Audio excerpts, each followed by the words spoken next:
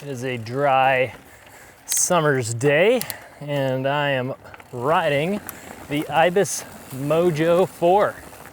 Little 140, 130 trail bike, 140 in the front. It's got 650B wheels with some fat 2.6-inch tires, and riding just a slew of 29-inch bikes the past few months. Fun to get on a little bit smaller wheels and see how they're doing. This bike is, as you can imagine, pretty nimble, having the smaller size wheels, but the big tires kind of compensate for the rolling resistance and roll over ability. And this thing kind of rolls over terrain like it's a 29er. It's been pretty interesting. It actually gives a little bit more of a cushy feel than some 29-inch bikes. It's quite a good climber, to put it mildly.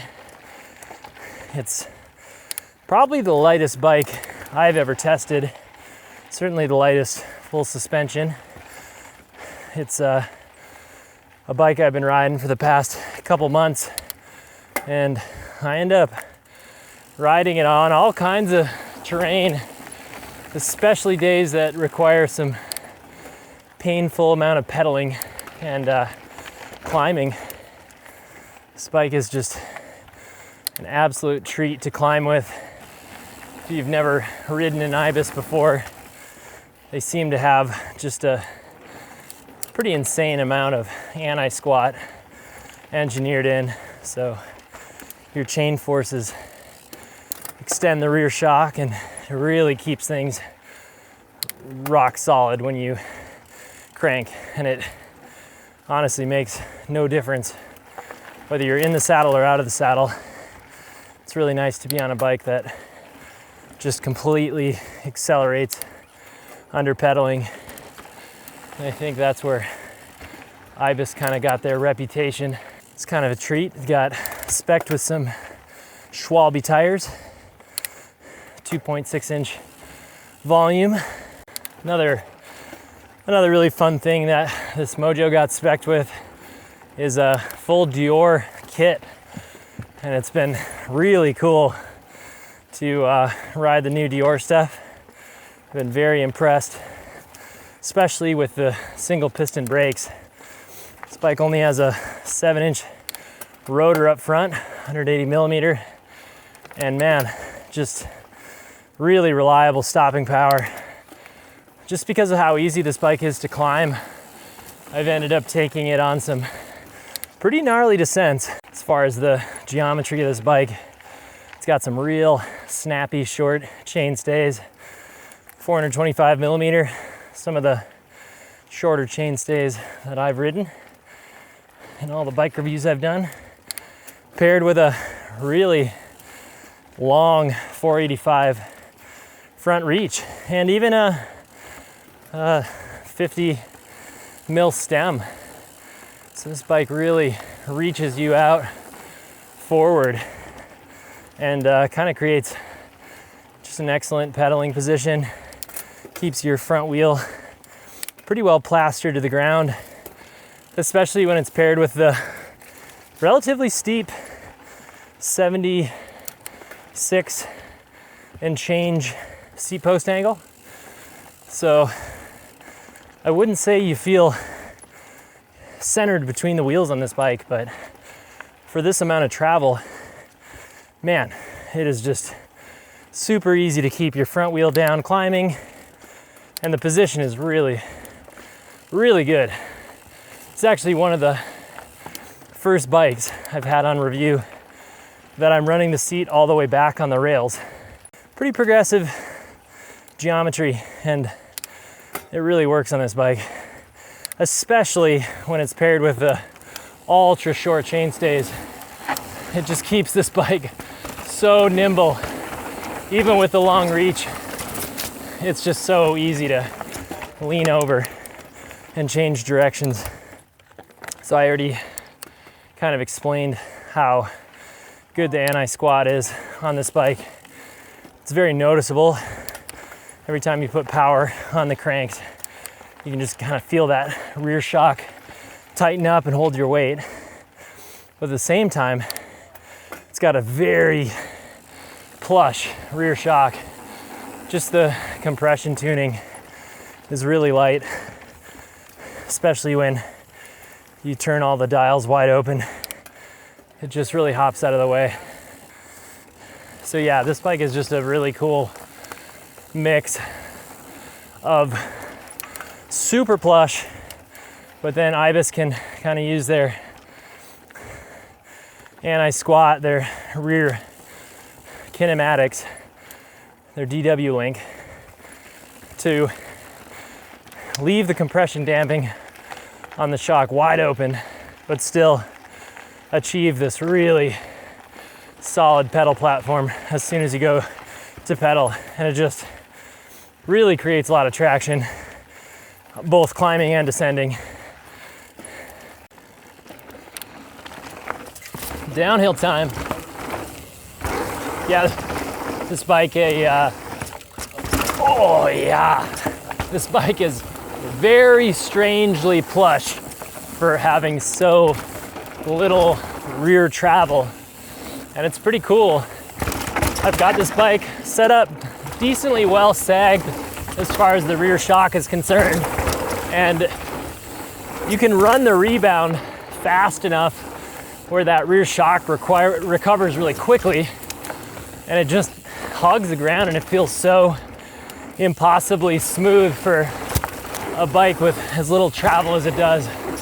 And then, as I mentioned, it also has these 2.6-inch tires, which make it just a little bit extra plush on top of that. Yeah, with that little chainstay, it's so predictable in the corners. It's just, you kind of know exactly when it's gonna start sliding out on you, especially on a dry day like today, where the bike is gonna slide a little bit naturally with such a short chainstay and limited rear suspension travel. This thing is just unbelievable to pump and pick up. Also because it's just so light. I don't know if that's partially to do with the 650B wheels, but man, picking this bike up is just like one of the lighter bikes I've ridden ever. And certainly it's just full suspension wise. Woo! Man, yeah, you can just let go on a straightaway with rocks and roots and holes. You can just kind of hammer this thing. Unreal. I've grown to just absolutely adore these single piston Deore brakes. Oh God. Oh, it's so freaking fun to push this bike at the limit. Woo! Feels so stout with that teeny little DW link rear end too. This bike just encourages cranking right in the middle of a downhill. When you're out of the saddle, you're just like, oh yeah, it's actually very rewarding to pedal this bike when you can sneak it in. Woo! Jesus. I'm surprised this long stem hasn't bothered me, but it's working. And I would know by now. I do have quite a few hours on this bike. I was really fond of this test bike. Unbelievable. The way this bike swallows those holes. And it doesn't even have 29-inch wheels. Like, what the heck? Jesus. Unbelievable. That was messed up. When you hit the right tire pressure on these tires and the super rapid shock movement, it's just unbelievable how much traction there is with this thing. It's a dry day too. Definitely not the kind of day where I'd usually like to push it.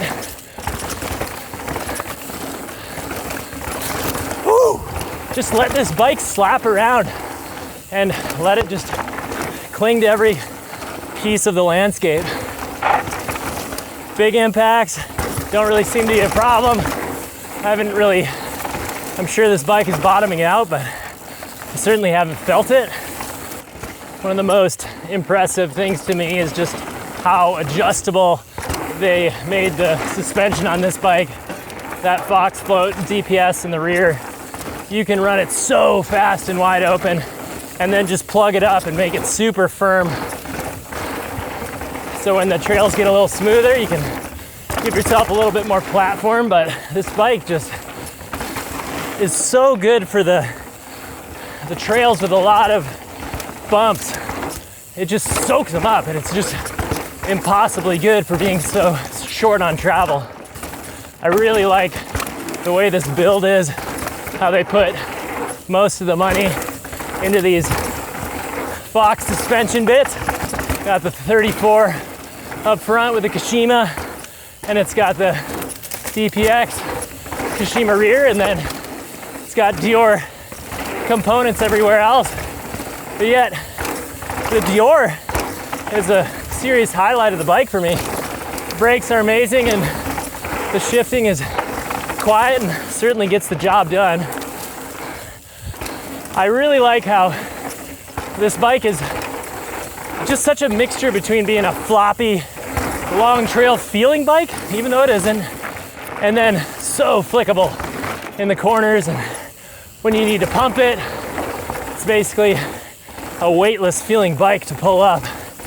Just such a strange mix for me, having such forgiving suspension and at the same time having that platform that you can be super agile on, and just the range of adjustment. So cool.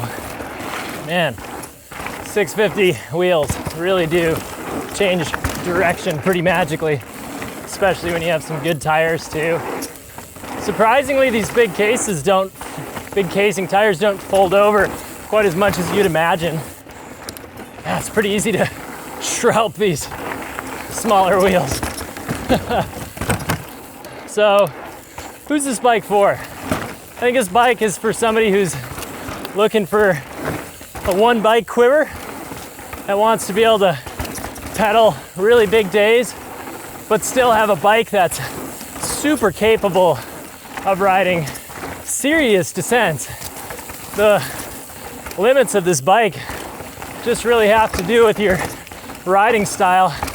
The suspension and the geometry can handle, honestly, just about anything. Just depends on how bottomless you want the suspension to feel. But the nice thing about using this bike as a one bike quiver is just how manageable it is on these kind of like blue trails or flow trails. Just so much more fun to pump a bike this size, but to have the suspension kinematics allow you to be able to ride pretty gnarly steep stuff on this bike. It's just a huge added bonus. I do think this is probably one of the best backcountry trail bikes there are, with the big forgiving tires and the super good pedaling kinematics. I just took this bike out on a big national forest ride and certainly felt like the correct choice. This also would be a pretty good bike for a beginner rider. It's very plush and manageable. Kind of does you some favors in the corners. If you like this review, consider subscribing to the YouTube channel. And for the full write-up, head on over to freehubmag.com.